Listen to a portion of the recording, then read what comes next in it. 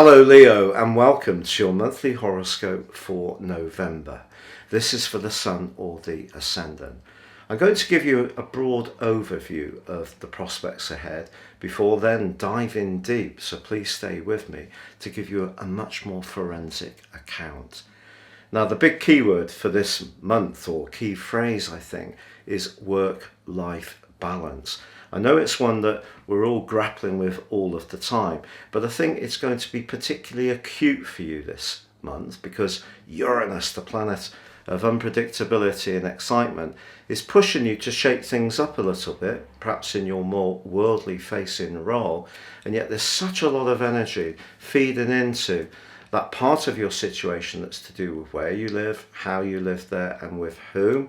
Then that is going to be also occupying your thoughts, and finding a balance between the two could prove to be a little challenging. So the other thing to tell you about is that Venus, the planet of love and affection, is moving into a very pragmatic part of your situation on the 5th, and is going to be there for a long time. So if you are wanting to change your work situation and how you're interacting with the wider world, the level of cooperation that you can achieve between now and the 6th of March is going to be critical to progress. But if you would kindly stay with me, I'd just like to say, if you're new to my channel, I'd be honoured if you would subscribe. Please click or tap on the bell notification symbol. Also, if you'd like to get your free written daily horoscope fired to your device each morning, you can do so by clicking on the subscription link beneath this video. Now, I've been writing these daily horoscopes for about 25 years. They're used around the world by some major platforms and by Britain's most read daily newspaper, the Metro. Now, also with year 2022 racing up, if you want to discover what next year holds for you personally, based on your time, date and place of birth, if you order now, you can get the rest of this year free, plus a character analysis and 30% off. So, as we come into this new month, Saturn, the planet of restriction, which of course was twisting backwards in your sector of relationships through to the 11th of last month, that is just impinging a little bit on the Sun in your 4th house. So towards the end of October, there may have been a family relationship which wasn't quite as easygoing or flowing as it has done in the past, and there may still be a little bit of an echo of that this month. However, what I would say is that Jupiter, the planet of growth, is also now travelling forwards in your sector of relationships. It's just balancing things, because with the Sun and Mars from the start of this month, and from the 5th, Mercury in the 4th house, that's a very tender area. It's an area that can see us a little bit more emotional, a little more sensitive, and sometimes, particularly with Mars in the mix, a bit more defensive and reactive. However, Uranus is the big player this month. Uranus is all about our freedoms. It's about our need to be independent. It can be to do with innovations, and it can also be to do with being very restless, and that's in an opposition with the Sun in the first week of this month, and that encompasses the new moon which occurs on the 4th. So whatever you're wanting to achieve in terms of progressing the security at the bottom of your situation, Uranus could throw in some kind of curveball that you're not expecting. For example, maybe a boss will ask you to work a different shift pattern, or possibly you may have to reorganize your mode of approach because somebody else wider in the family may suddenly need your support, such as some older folks or maybe some younger folks. So some disruption that can come from worldly interaction may feed into your base of security on the back of that new moon. But let's turn it around the opposite way. Is there an opportunity to work from home, because Uranus is in your sector of work and professional interests, and that's pushing you to be more visionary and more flexible? Is there a possibility to work from the base of your existence? So that's just a question that you're being asked. But on the 5th, Mercury, which emerges from shadow from the retrograde that ended on the 18th of October, that also moves into your 4th house. And Mercury is not at its best in the 4th house, I've got to be honest, because Mercury benefits a lot from logic. It's the ruler of Gemini, which is an air sign, and the ruler of Virgo, which is very much to do with the critique and seeing tangible benefits. So having Mercury in the 4th house can make us a bit introspective, and it can be more difficult to keep that clarity when the emotionality of the 4th house is involved. But then on the 5th, Venus travels into the sign of Capricorn, and it's going to be there for an extended period of time through to the 6th of March. Now, Venus is the planet of charm and attracts things to us, and it could attract a new job to you between now and then.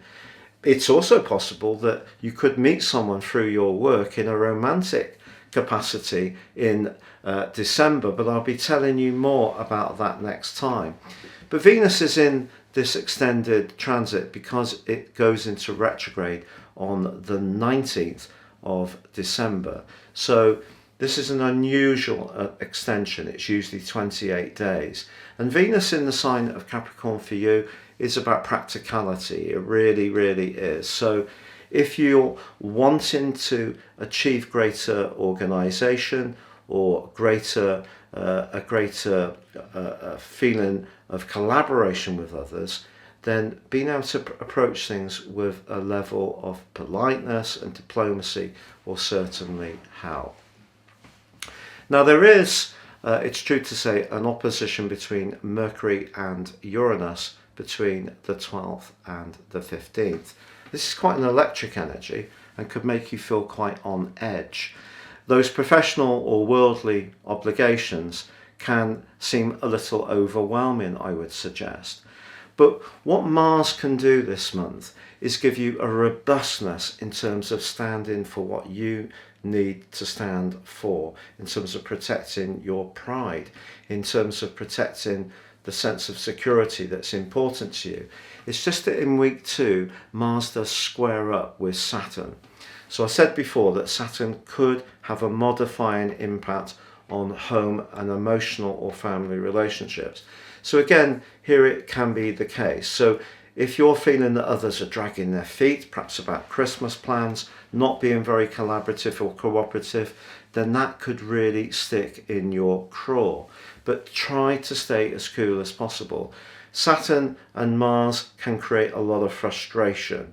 I have the conjunction in my natal chart, and it is very difficult if there's a sense of injustice not to react to that when Saturn is blocking the more rugged and robust energies of Mars. So just be conscious of that. And yet there is still in week 2 a fantastic link between the Sun and Pluto. So the Sun's in your 4th house of the home and Pluto in your sector of organisation.